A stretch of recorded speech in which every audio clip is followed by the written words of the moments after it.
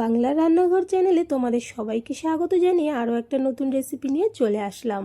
আজকে আমি তোমাদের সঙ্গে ভীষণ মজার একটা সুইট রেসিপি শেয়ার করব। গরম পড়েছে মানেই নানা রকমের টক দই, মিষ্টি দই আমরা খেয়ে থাকি এবং ঘরে বানানোর চেষ্টাও করে থাকি। আজকে তাই ভাবলাম তোমাদের সঙ্গে ভীষণ মজার একটা দইয়ের রেসিপি, যেটা হচ্ছে ভাপা দইয়ের রেসিপিটা শেয়ার করি। ভাপা দইটা কিন্তু খেতে ভীষণ মজার, মুখে দিতেই মিশে যায়, এতটাই মজার, তার সঙ্গে তৈরি হয়ে যায় খুব তাড়াতাড়ি। পুরো রেসিপিটা দেখো, আশা করছি তোমাদের ভালো লাগবে। আর এই গরমে ঠান্ডা ঠান্ডা ভাপা দই তোমরাও কিন্তু খুব সহজেই ঘরে বানিয়ে নিতে পারবে। যখনই মন যাবে এইভাবে করে বানিয়ে নিতে পারো। তাহলে চলো রেসিপিটা শুরু করা যাক। ভাপা দই তৈরির জন্য সবার প্রথমেই আমার লাগছে টক দই। এইখানে আমি নিয়েছি 400 গ্রাম টক দই। টক দইটা একটা বাটির উপরে চালনি রেখে তার উপরে দিয়ে দিলাম। এবার এভাবে করে আধা ঘন্টা থেকে 1 ঘন্টার মতো রেখে দেব, যাতে করে এর পুরো জলটা সুন্দরভাবে ঝরে যায়। 1 ঘন্টা পর ফিরে আসলাম আর দই থেকে পুরো জলটা কিন্তু ঝরে গিয়েছে। দেখো কতটা জল জমেছে। এবার বাটির থেকে এই জলটা ফেলে দিয়ে এই বাটির মধ্যে আমি দইটা নিয়ে নিলাম। তার সঙ্গে অ্যাড করছি কনডেন্স মিল্ক। মাত্র দুটো উপকরণে কিন্তু খুব সহজে এই ভাপা দই ঘরে বানিয়ে নিতে পারবে। এখানে আমি 200 গ্রামের ক্যানটা নিয়েছি, এর থেকে প্রায় 150 গ্রামের মতন এখানে আমি দিয়ে দিলাম। তবে মিষ্টিটা যে যতটা খেতে পছন্দ করো সেই অনুযায়ী কনডেন্স মিল্ক অ্যাড করবে। আমি এখানে 150 গ্রাম কনডেন্স মিল্ক 400 গ্রাম দইয়ের সঙ্গে অ্যাড করেছিলাম। এতে করে টেস্টটা কিন্তু বেশ ভালো এসেছিলো, হালকা একটা টক ভাব ছিল আর মিষ্টি মিষ্টি, যেটা খেতে আমার কাছে দারুণ লেগেছিল। এখানে দেখো খুব ভালো করে মিশিয়ে নিয়েছি দই এবং কনডেন্স মিল্ক। এইবার এর মধ্যে আমি অ্যাড করলাম 1 চিমটির মতো জাফরান বা কেশর।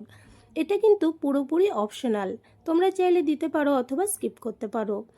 আমি সামান্য একটু দিয়েছি, এতে করে ফ্লেভারটাও বেশ ভালো আসে আর দইটা ভাপানোর পর ভেতরে কালারটা বেশ সুন্দর আসে, তাই দিয়ে ভালো করে মিশিয়ে নিলাম। এটা কিন্তু একদম রেডি। এবার যে বাটিতে দইটা ভাপাতে দেব সেই বাটির চারিদিকে আমি একটু ঘি লাগিয়ে নিয়েছি আর নিচে একটা বাটার পেপার লাগিয়ে নিলাম। তার সঙ্গে এই পেপারটার উপরে কয়েকটা কেশর ছড়িয়ে দিলাম। এতে করে ভাপানোর পর দেখতে বেশ ভালো লাগবে। এবার আমি যে মিশ্রণটা রেডি করেছিলাম দই এবং কনডেন্স মিল্কের, সেই মিশ্রণটা আস্তে আস্তে করে এই বাটির মধ্যে আমি ঢেলে দিচ্ছি। এই দইয়ের রেসিপিটা কিন্তু ভীষণ মজার হয়। তোমরা যদি না বানিয়ে থাকো অবশ্যই একবার বানিয়ে দেখো। ভাপা দইটা কিন্তু খেতে ভীষণ মজার হয়। আর হঠাৎ করে কোনো অতিথি আসলে বা মিষ্টি কিছু খেতে মন চাইলে তখন কিন্তু ঘরে টক দই আর কনডেন্স মিল্ক থাকলেই খুব সহজে এই রেসিপিটা বানিয়ে নেওয়া যায়। দেখো আমি বাটির মধ্যে উঠিয়ে নিলাম, উপরটা একটু সমান করে নিয়েছি। এবার একটা বাটি দিয়ে ঢেকে দিলাম। তোমাদের কাছে অ্যালুমিনিয়াম ফয়েল থাকলে সেটা দিয়েও ঢেকে নিতে পারো। এদিকে ভাপানোর জন্য একটা কড়াইতে আমি অল্প জল দিয়ে একটা স্ট্যান্ড বসিয়ে জলটা গরম করে নিয়েছি। ওর মধ্যে বাটিটা ঢাকা অবস্থায় বসিয়ে দিলাম। উপর থেকে আরও একটা ঢাকনা লাগিয়ে 5 থেকে 7 মিনিট এটাকে আমি স্টিম করে নিচ্ছি। 5 মিনিট পর আমি ঢাকনাটা খুলে তোমাদের দেখাচ্ছি। গ্যাসটা বন্ধ করে দিলাম, মিডিয়াম আঁচে কিন্তু আমি এটাকে ভাপিয়ে নিয়েছি।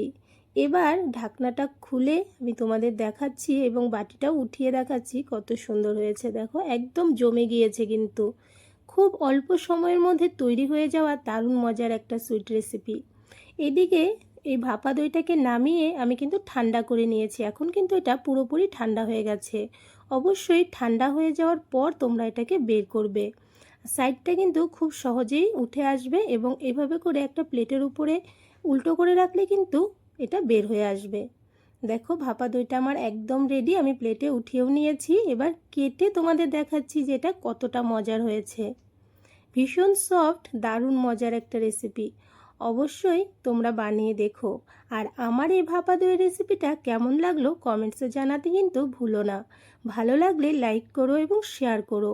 আর এই চ্যানেলে নতুন হয়ে থাকলে চ্যানেলটাকে প্লিজ সাবস্ক্রাইব করে আমার পাশে থেকো, এইরকমই নতুন নতুন আরও রেসিপি পাওয়ার জন্য। দেখো ভাপা দইটা আমি কেটে নিয়েছি এবং তোমাদের ভেঙে দেখাচ্ছি। ভেতরটাও কত সুন্দর, অনেকটাই কিন্তু কালাকানের মতন হয়েছে দেখতে এবং খেতে তো দারুণ, সেটা না বানালে বুঝবে না। আমি এগুলোকে দেখো কেকের মতন পিস পিস করে কেটে নিয়েছিলাম। এটার টেক্সচারটা দেখে তোমরা বুঝতে পারছো একদম কালাকানের মতো লাগছে, কিন্তু দেখতে খেতেও তো অসম্ভব মজার। ভালো লাগলে রেসিপিটা একবার অন্তত ট্রাই করে দেখো, আশা করছি তোমাদের পছন্দ হবে। আর এরকমই আরও একটা রেসিপি নিয়ে আবারও তোমাদের সঙ্গে দেখা হবে। আজকের জন্য বাই বাই।